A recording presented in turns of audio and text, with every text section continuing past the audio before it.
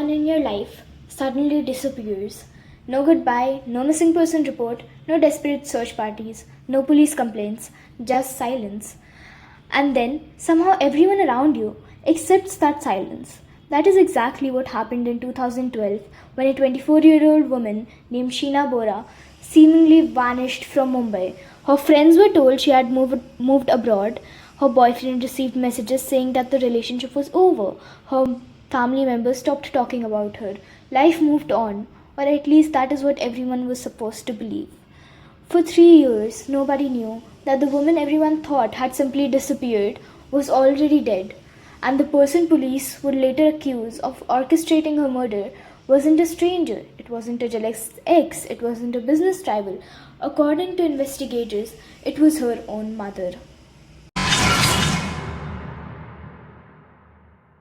Now, before we get into the murder itself, you need to understand the family at the center of this case because without that, none of what follows will make sense. By 2012, Indrani Mukherjee appeared to have everything. She was successful, she was well connected, she was wealthy, and married to a media executive, Peter Mukherjee. To the outside world, they looked like one of India's most influential power couples. But behind the public image was a secret that very few people knew.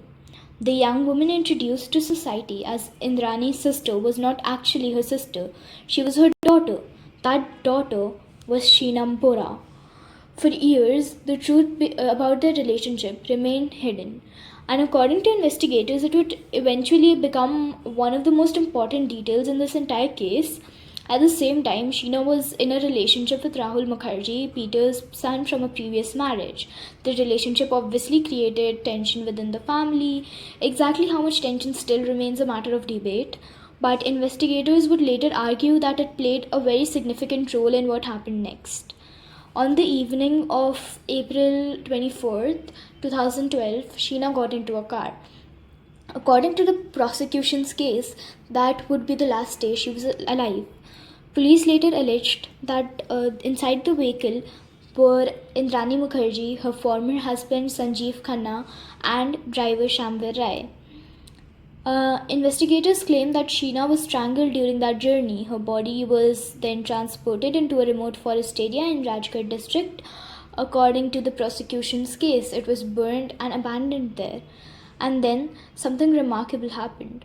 The crime almost disappeared. No major investigation, no headlines, no murder case. For years, the story remained buried alongside with the evidence until a completely unrelated arrest changed everything. In August 2015, Mumbai police arrested driver Shamvir Rai in a weapons case. During questioning, investigators say he revealed details of a murder that had taken place 3 years earlier. The confession shocked investigators. Suddenly, police were reopening a case that nobody knew even existed. What followed was a series of arrests, and that was dominated in the news headlines across the country.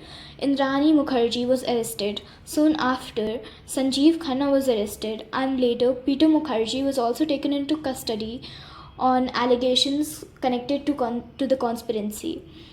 As investigators dug deeper, they began reconstructing what they believed happened in April 2012. The skeletal remains discovered in Rajgarh years later were re-examined. Forensic experts used DNA analysis and other identification techniques. Investigators concluded that the remains belonged to Sheena Bora. For the first time, there was an official confirmation of that she had disappeared and she had been murdered. The investigation was completed. Prosecutors filed multiple charges. These included Section 302 of the Indian Penal Code for murder, Section 364 for kidnapping, Section 201 for destruction of evidence, and Section 120B for criminal conspiracy. The prosecution argued that the murder had been carefully planned and executed. The defense strongly denied the allegations, and that is where the legal battle truly began. Over the years, the courtroom proceedings became almost as famous as the murder itself. Witnesses testified, phone records were examined, financial transactions were scrutinized. Investigators presented evidence they believed connected the accused to the crime. Meanwhile, defense lawyer challenged both the evidence, the prosecution's narrative, and the trial stretched out for years.